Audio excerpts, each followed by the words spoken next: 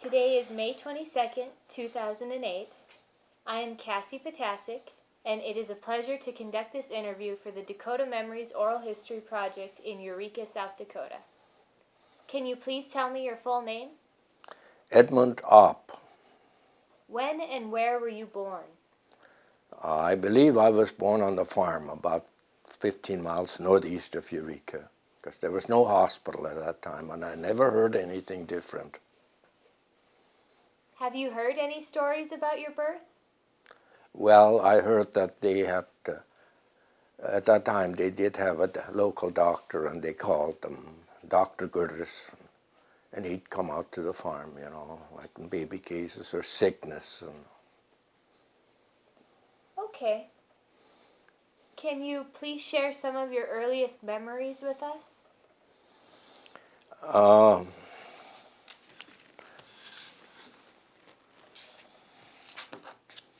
Let's see. Well, this would kind of double up on what, just look at this and see whether I should read that or... Well, why don't you just tell us what you remember? What's the first thing you remember about your childhood? Well, the first thing I remember is that we were taught to respect, as far as the parents, the preacher, the teachers, and even the police. And I had 6 brothers, and none of them ever ended up with any problems. The parents gave strict orders, and it probably helped. Right. Well, since you brought up your family, let's talk a little bit about them. First of all, were you close to your grandparents? I never knew my grandfather because he died before I was born, but I remember my grandmother quite well, and she came direct from Russia. Klickstall, Russia is where she came from. And what was her name? Catherine Opp, maiden name Gold. Did you ever hear any stories about when she came from Russia? I heard a lot of stories, but sadly there was nothing written up. Do you remember any of them that you heard? Yes, I remember some. They left Russia in 1884, and they were on the road 3 weeks, on the ship and then on the train, and in 3 weeks they ended up in Minnesota, South Dakota, and they had relatives there, and that's why they headed to that area, because they, wrote back, at that time that, everything they could take up free land, but by the time they finally got out and were able to make the trip, and when they arrived at Minnow, all the land was taken up in that area. But McPherson County was in the northern part of the state, and that just opened up. So they got on the train, bought 2 oxen, a wagon, and a cow, and provisions, and some other families, and they got as far as the railroad was going. That was Frederick, South Dakota, which was 60 miles from where they homesteaded. And that a trip they made with 2 oxen and a wagon, open wagon. And that was in October, so the first 2 nights, the weather was real good. So that wasn't bad. And the third night, it got cold. In October it can get cold. The morning, the ice was, it was ice on the lake, frozen that hard that they couldn't hardly get the water open to water the oxen. So they spent a miserable night out in the prairie. They had no more hay left or anything, but just lay on the ground and try to sleep. And I remember my dad saying that, the parents tried not to show the problem, but the mothers were begging to go back because they thought nobody can live here. They got into real hilly country, and there was no settlers or anything in the hilly area because people went for better land. So, but they knew that there was a few families that were in McPherson County already that came in the spring, and the men were stubborn and wanted free land there, and they headed for that. So they spent the miserable night, and the next day it was cold, but they arrived at the place, and the mothers were begging, to go back. If only we had money to go back. Well, they didn't have money, and they were lucky they didn't have money, because if they'd have gone back, they'd have first suffered. Here they had hardships, trying to make a living, and break up the sod and with the oxen and all, but they didn't have to suffer the way the German-Russians did when the ones that stayed in Russia. They suffered severely. Right. What else do you remember about your grandmother? Well, she was a small woman, a hard-working woman, though. And I'm sure they had a lot of hardships, and she raised, well, they came with 6 children.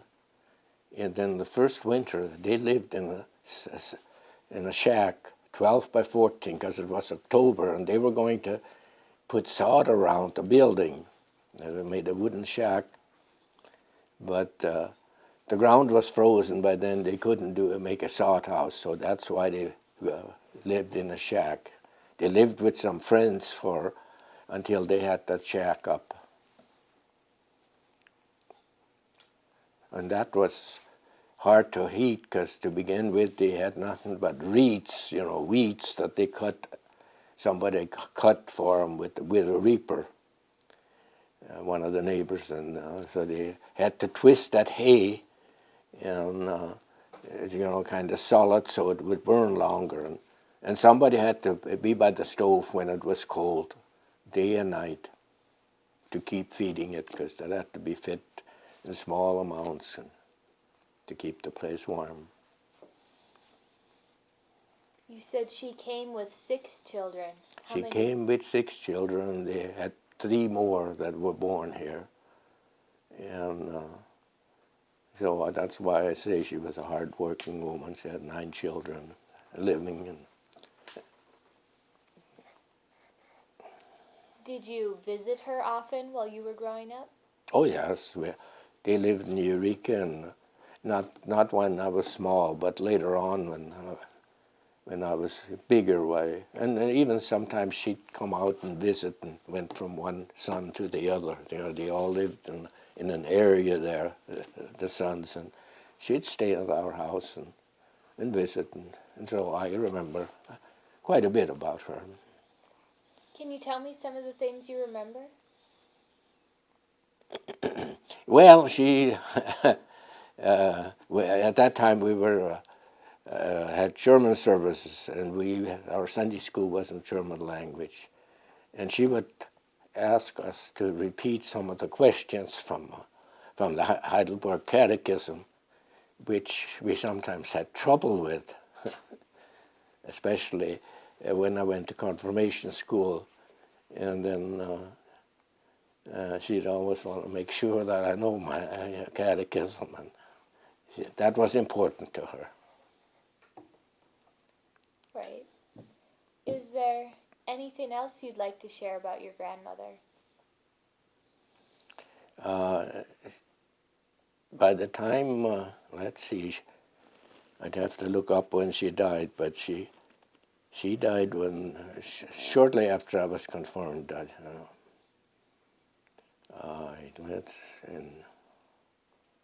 She probably died in the early 30s, and I was about 14 years old or 15, and I got confirmed when I was 14. So after that, she was gone, but she got to a ripe old age. Do you remember her funeral? Do you remember her funeral? Yeah, I do. Can you describe it? Well, at that time we had a country church, and we lived 2 miles from the country church. And her husband was buried at that cemetery, and at that time she lived in Eureka, but she was still buried out in the country cemetery because that was common that they bury with one next to their mate, you know. And I faintly remember the procedures, but nothing special about. But I think all of her family were able to attend the funeral. I mean, her children, because they all lived around the area, except one moved further away, but he was able to come. One uncle, one of my uncles. Okay. Well then, do you remember anything about your mother's parents?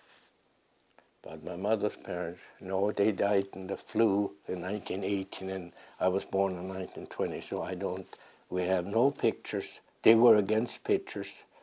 We have no pictures of either grandmother. For some reason, they didn't believe in pictures. I don't know why, but whether it was religious or they just didn't believe in pictures. We have absolutely no pictures of either grandmother or grandfather.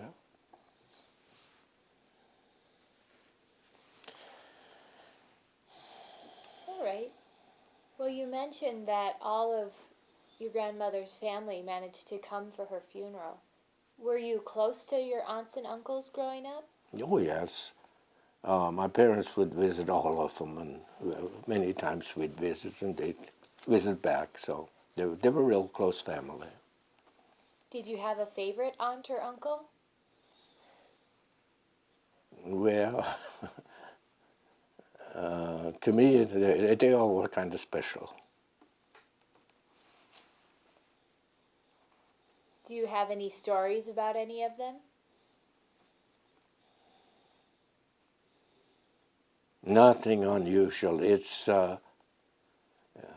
They were all had about the same ideas. On a Sunday, you had to go to church, and even if they had no preacher, there was always an elder that did reading services, and they still had services. And we went in the wintertime, we went with the sled. And summertime, we had an old Model T that we could go when I was smaller. But all the uncles, I mean, they were strictly as far as going to church on a Sunday, and family was important to them, to that everybody would go. I mean, only way we could get out of not going to church was if you were really sick. All right. When you visited your aunts and uncles, was it for a special occasion? Not really, but there were a lot. You know, most of them had a large family, and so like we children, we were outside. Even in the wintertime, if it was too cold outside, we would up to the hayloft and we had fun up there. In the summertime, we'd run around outside. We didn't spend time in the house usually. Once boys and girls got together, especially the boys were outside. Sometimes the girls didn't go out. But What things did you play? we played pump pump. Hide and go seek was a favorite, and summertime we'd play baseball.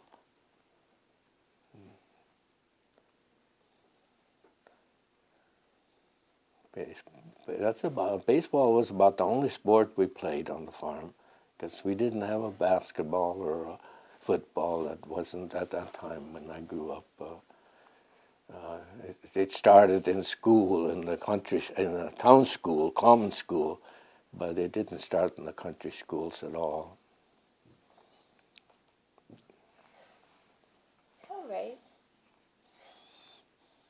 Is there anything else you'd like to share about your aunts and uncles or cousins?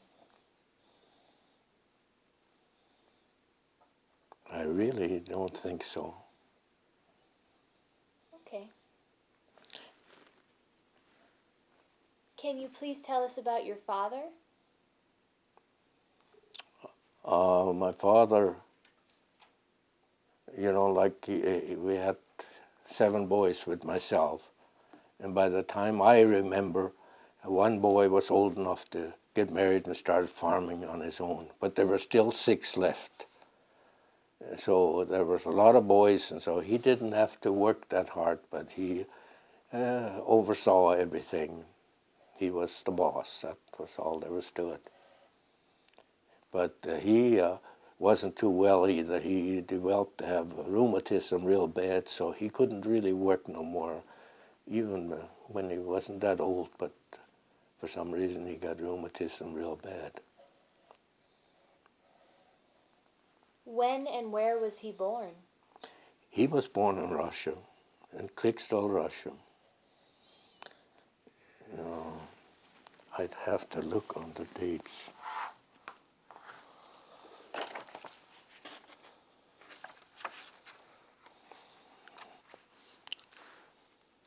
Doesn't even say in here what I thought it would. Well, that's all right. In 1884, he was 7 years old, so he would have been born in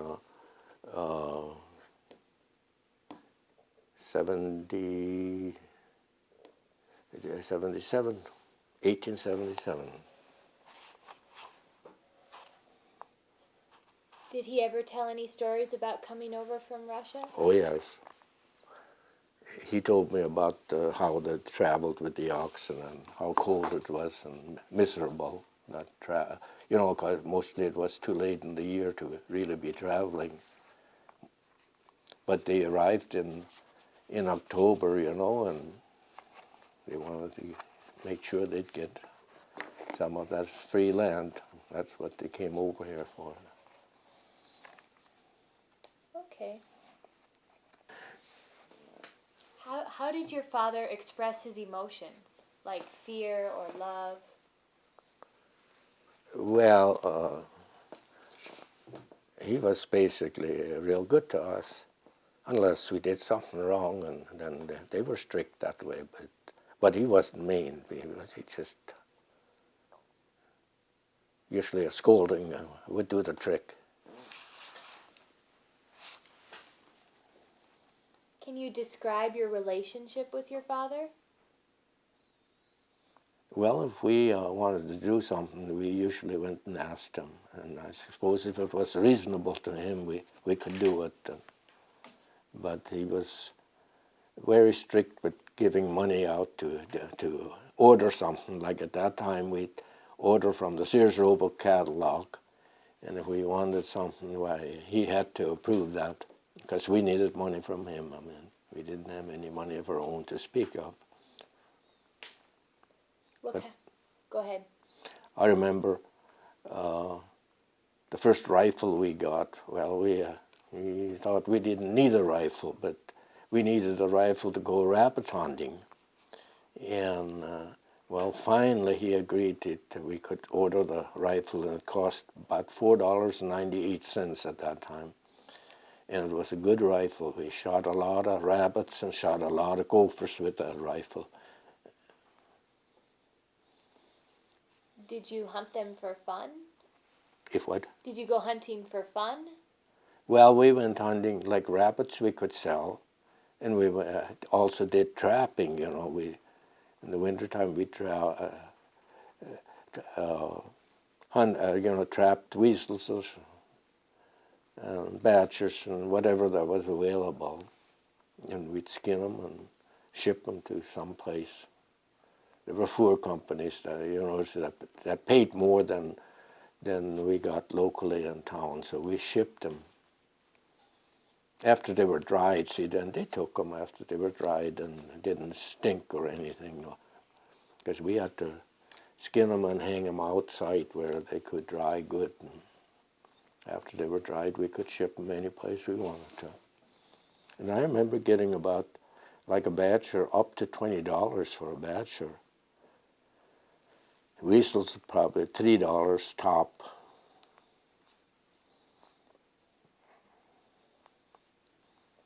What did you use to trap them? Well, regular traps, like for a batch or a bigger trap. Whistles were small, gopher traps. We'd also trap gophers with those smaller traps. All right.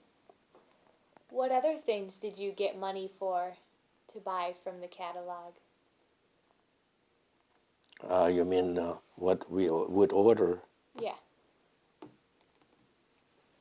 Well, that's one of the earliest things I remember was that rifle, and that outlasted us all. And now I gave it to my grandson when he was small, you know, because it's a single-shot gun, you know, and it was a rifle that both of my grandsons started shooting, you know. My son didn't think they should have use a repeater because, you know, they're more dangerous. You don't know when the bullet is out. This way, if you open the chamber and it's empty, it's empty. But the repeaters, that isn't the case. So they both started with that, and that rifle's got to be at least 60, 70. Oh, that's at least 70 years old and still working. But now the grandsons are too big for it, but they still own it. I gave it to them. I was the youngest one, so I inherited that rifle. I'm the youngest of the boys. And that rifle stayed with the farm. All right. Can you tell me what your father's profession was? It was farming. But he started with oxen. In the first year, well, he didn't, but my grandfather started with the oxen. And he told me that the first year they only had 2 oxen, and then they were going to break sod with 2 oxen. But the sod is so hard to pull, and it takes more than 2 oxen. They'd just go a little ways and they'd stop. They wouldn't pull, and then rest. And then they had a cow, so they hitched the cow along with the 2 oxen. But still, they couldn't break too much that first year. And then the second year, they were able to buy 2 horses, and then they used 2 horses and 2 oxen, and then they could break, you know, with one of those walking plows. But they took either 4 horses or 4 oxen, either one. I mean, for 2, the load was too big, even for horses. And the reason they had oxen, the oxen they could buy for about $40 a pair, and the horses cost up to $300 a pair. And most of them couldn't afford horses.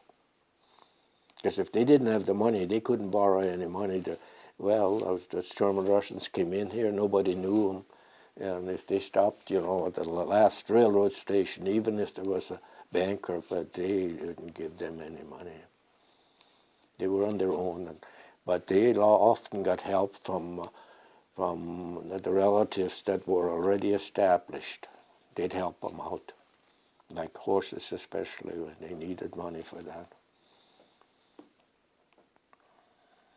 Did your father ever talk about getting his first tractor?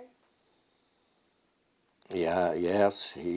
When he started farming, I think he started with horses. There were no more oxen. But then when at one time they bought a Waterloo tractor, and I don't remember it. I probably was born. I think they bought it in 1920, but I was too small to remember it. And at that time, there really weren't any mechanics in here. There were people that sold a tractor, but that Waterloo tractor for some reason didn't work right. So my oldest brother was always stopping and trying to fix the tractor to get it to work. And the other boys were plowing with the horses, the younger boys, they claim. And they finally ended up getting rid of the tractors, and he had nothing to do with the tractors until 1930. He bought a D John Deere, and then we did, you know, there were a lot of boys and did our own thrashing, and they used the tractor for plowing. A tractor, a D John Deere on steel, pulled a three-bottom plow, and that was a big improvement. And that tractor worked. We had no problem with that tractor. But what was wrong with that Waterloo tractor, I don't know. According to the history that I've been reading now on Waterloo tractors, they got first prize in the Nebraska test, and the first Nebraska test, the Waterloo tractor was the winner. But the tractor that my dad got just would not work. And the dealers, well, they'd come out, but they didn't know nothing about them either. There must have been something wrong with that tractor. Right. How did your father cope with hard times? With what? How did your father cope with hard times? Oh, they saved. I mean, when there was a poor crop, everybody, not that we had to suffer, we never went hungry. We had always food. My mother would bake a bread, I mean, had a pretty big table, and the table was half full of bread loaves. And with 6 boys around, that would disappear. And I think she baked about twice a week. And we had bread and potatoes and meat with our own meat. Can you tell me more about your mother?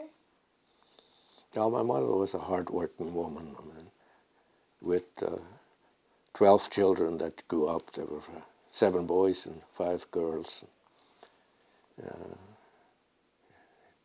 But she got to be 86 years old, and she enjoyed life. She enjoyed working. How did she express her emotions? How did she express her emotions? Like fear or love or anger? Oh. She begged on us not to, sometimes, us boys to, if we didn't, got too rowdy in the house, we had to go out the barn. But otherwise, I don't think that she was, I don't remember, I will remember sometimes probably getting spanked a little, but nothing serious when I was real small. Can you describe your relationship with your mother? Well, she wanted us to behave, and especially she worried when after we were big enough to run around, and leave on our own. She heard us always coming home. I mean, even if we went on horseback, because then she had worried that we'd get home safely. And after there were cars and that we'd drive around, and that was another worry then. And sometimes the weather got bad, when we were gone. So how did she cope with hard times? Well, she helped along, did whatever possible to keep expenses down when there were hard times, when there was a crop failure.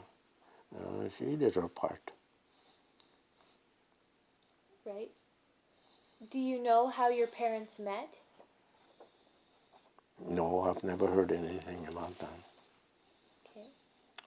For some reason, they probably talked about it, but nothing is written down about that, about how they met.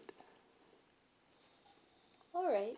I think they were neighbors. They only lived 3 miles apart, so they probably met in church, grew up together in church. I would say, because they both went to the same church, Reformed church, and only living 3 miles apart. They evidently knew each other a long time.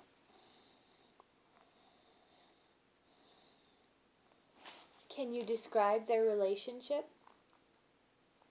By what means, you mean? Were they very open with each other? Oh yeah. Yeah, My dad could speak a little bit of English later on, and he could even read some of the newspapers. But my mother refused to even try to speak English. Why, I don't know, but she evidently thought that, and that she stressed that, well, the German language is the best. But, you know, when school started, when I started grade school, I couldn't speak a word of English.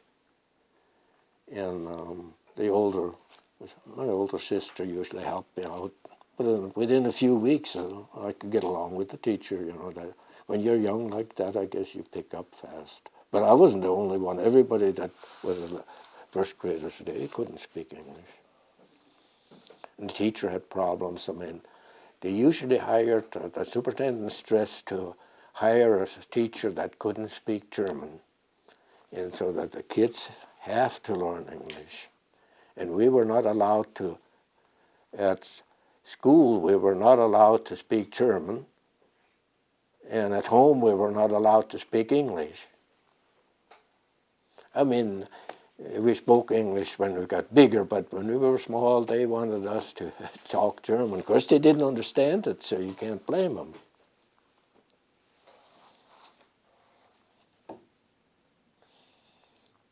If we speak about, to each other, we could speak English, and, well, they didn't understand it, so they said to say that in German.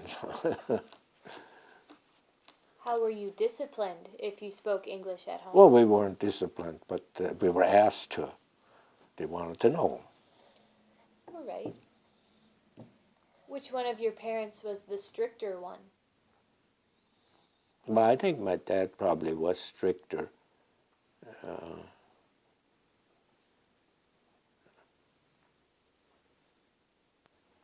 Because if we did something wrong, we always were concerned that Dad doesn't find out, but we never did anything really that serious that I remember.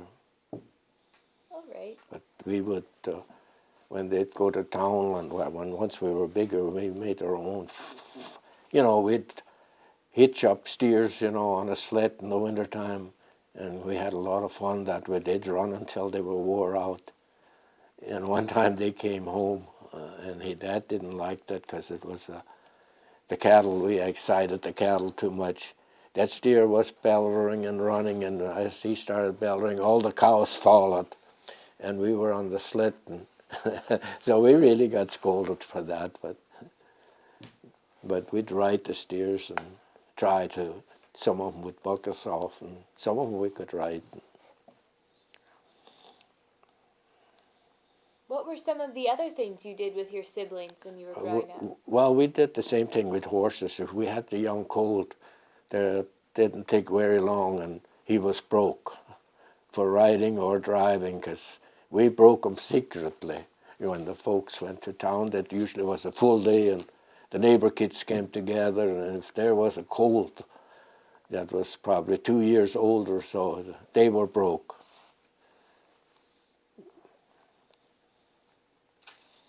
Can you tell me the birth order of your siblings? The what? The birth order of your siblings? Of my children? No, your brothers and sisters. Start at the oldest and go to the youngest. Oh, the oldest. Do you want the names of them? Mm-hmm. John was the oldest. And then Elizabeth, and Bertha, Ada, Pauline, Helen, Reuben, Calvin, Rudolph, Alan, Edmund, and then there was a girl, Alma. 5 boys in a row. Which one of your siblings were you closest to? Well, I was probably closest to the ones that were close to my age. Ellen, I'd say, was the next oldest, and we were probably as close as any of them, but we were close to all of them. Did you all get along well growing up? If what? Did you get along well? Yeah, we got along well with the brothers. Was there any competition in your family between siblings? No, not at all that I remember to amount to anything.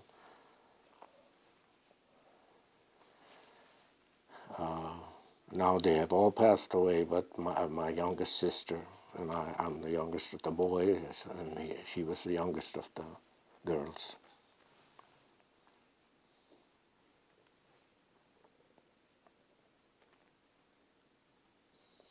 Oh, we'd argue about who had the best horses or later the best cars and stuff like that, but that was common. I mean, not really argue, but claim each one had the best. Right. Do you remember any stories you want to share about any of your siblings? About the what? About any of your brothers or sisters? You mean what they did? Or? Just any stories you remember from your childhood about them. Well, like when my dad was sick, and then the oldest one that went down the line was in charge of even putting out the crops and the work and really seemed to be the boss. And as one got married and left and farmed on his own, well, then the next one. And I was the last one, the youngest one, I was the last one to leave home, so I really never left home. I started farming on the home place.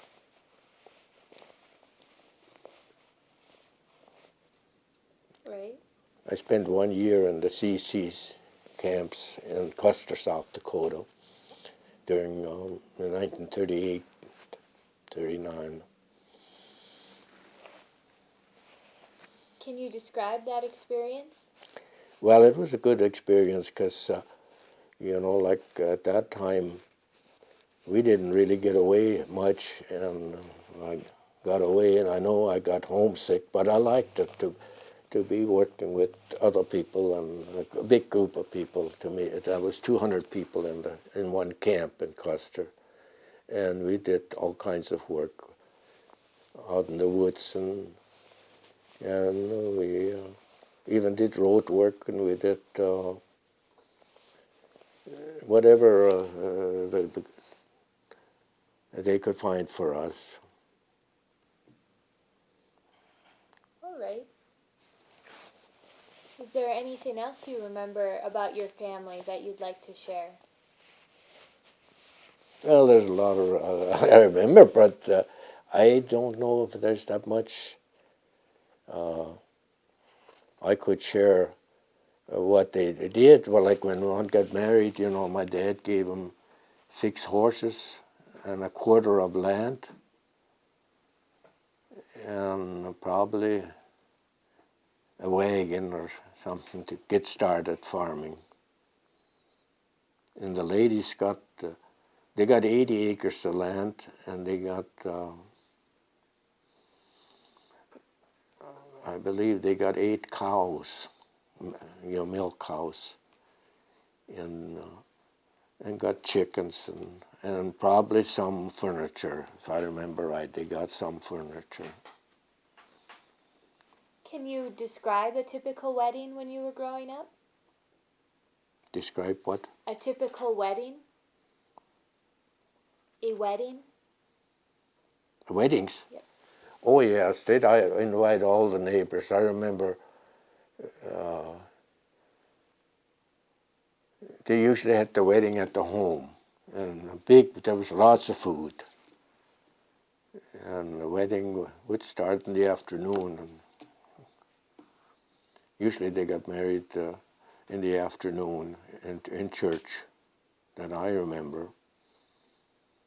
And the wedding went on to the evening.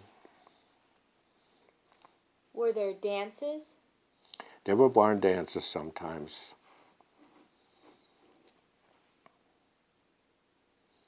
I mean, at some weddings, some people, families had a barn dance and some families didn't.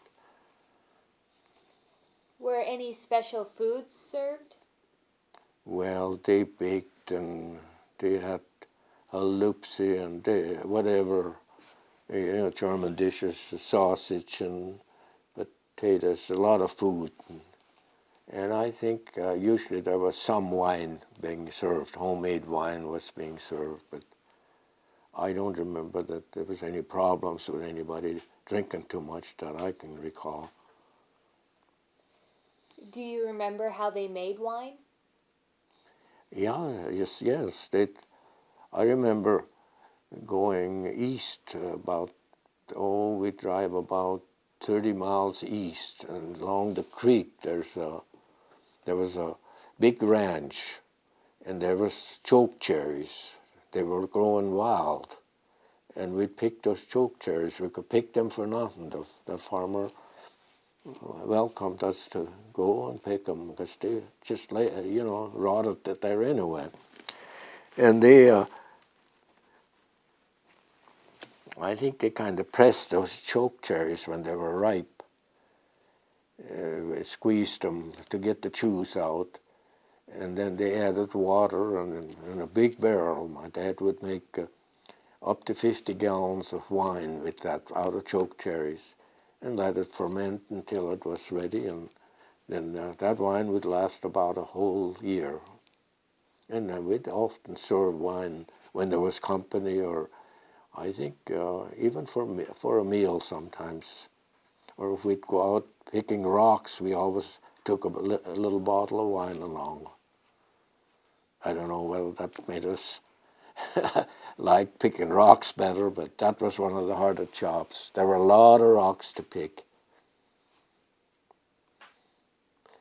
When they broke up land, there was nothing but rocks in our area. All right. Did your family make their own beer? Yes, they made that homemade beer.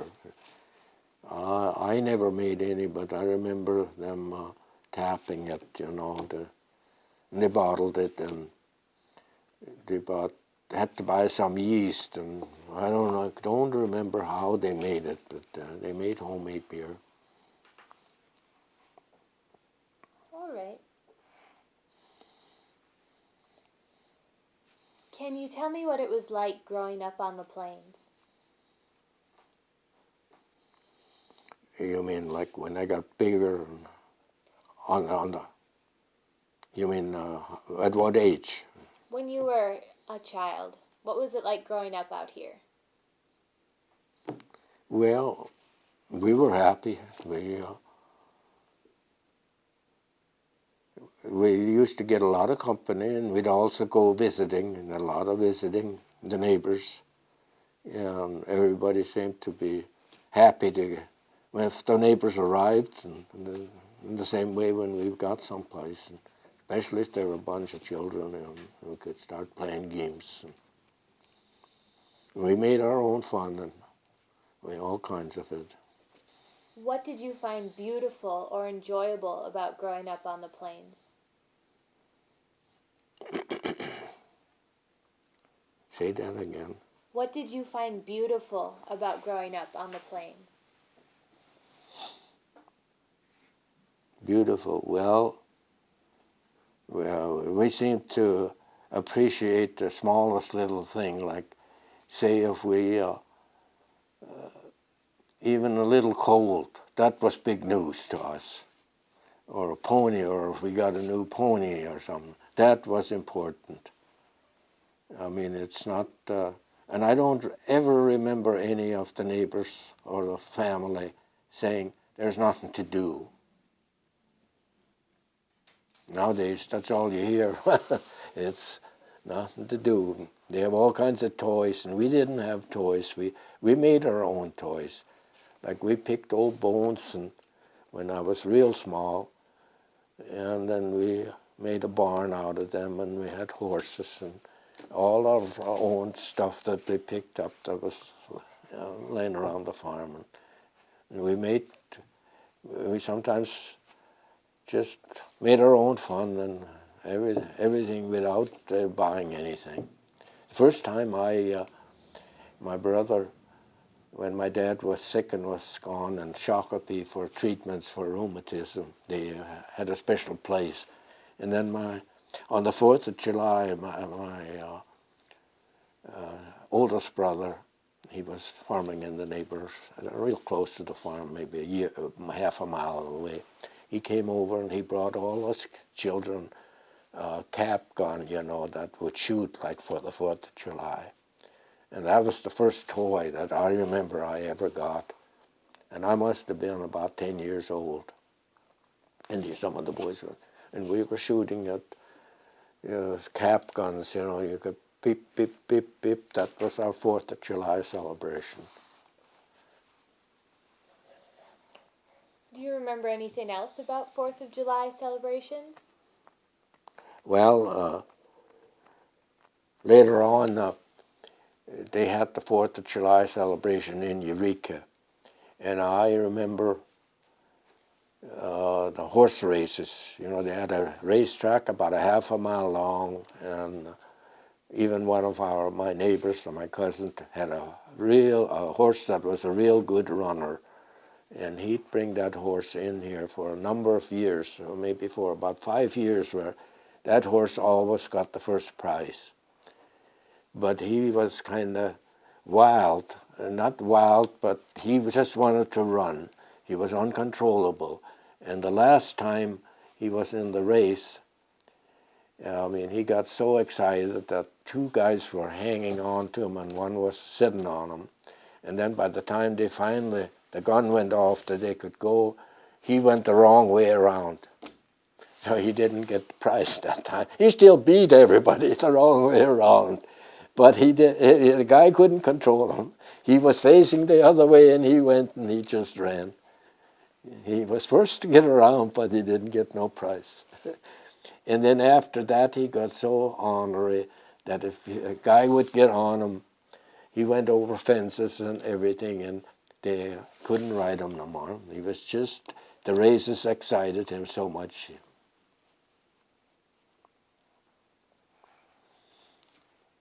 How about other holidays that you celebrated growing up? Well, on that 4th of July, at that time, they always had the Indians come across the river, and they'd usually bring their ponies. And for many years, those Indians' ponies were really good runners, but they couldn't compete with this one horse that my cousin owned. But the Indians, for payment for putting on a show, like in the first day, of course that was in the fair usually when those Indians came, and also the races, the fair and the 4th of July, and they'd give them a cow to butcher, and they'd butcher that cow out there and hang everything out to dry the meat. They dried the meat. And we got a great kick out of watching them doing that. And if we got too close, you know, one time one Indian lady had a long piece of intestines and she swung that around at us to scare us. But after that, we didn't get that close no more. She took that long intestines and just whipped it around. It's real close to us, but she was only scaring us, I think.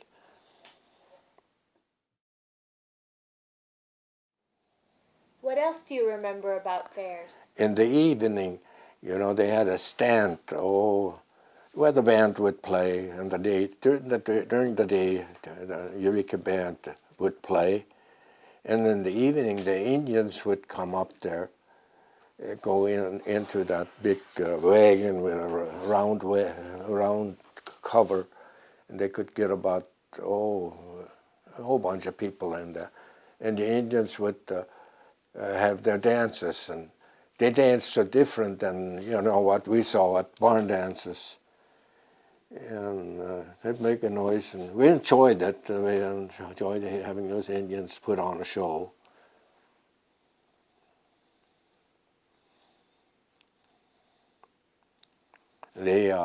for music, all they had was drums, you know. They beat the drums and start dancing.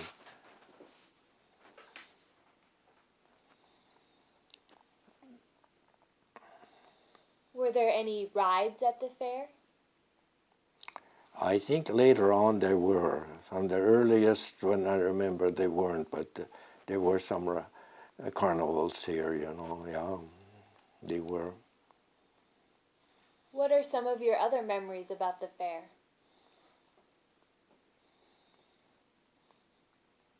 Well, you had to buy a ticket. I remember in 1932, we had a good crop, but the wheat got so cheap, it was only 25 cents a bushel. And my dad had to we had a pickup, a Ford pickup truck that held about 50 bushels of wheat. And before the fair, he sold that wheat, and it was just enough money to buy tickets for all of us. Because he brought a team of horses in to show, you know, like I remember him getting the first prize. He was fond of horses, and if he had nice horses and a nice team, I remember one year when he got the first prize. And that particular year, it took 50 bushels of wheat to buy tickets for all of us to go to the fair. And then we got a little bit of spending money, but very little, maybe a quarter or so.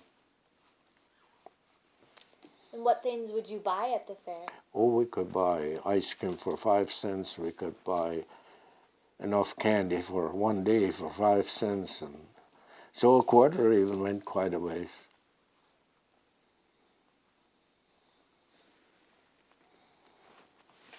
Is there anything else you want to share with us about fairs? Well, the fair is something that's really forgotten, and it's nothing written down. We have Jubilee books and we have Centennial books, and there's nothing in there about the fair.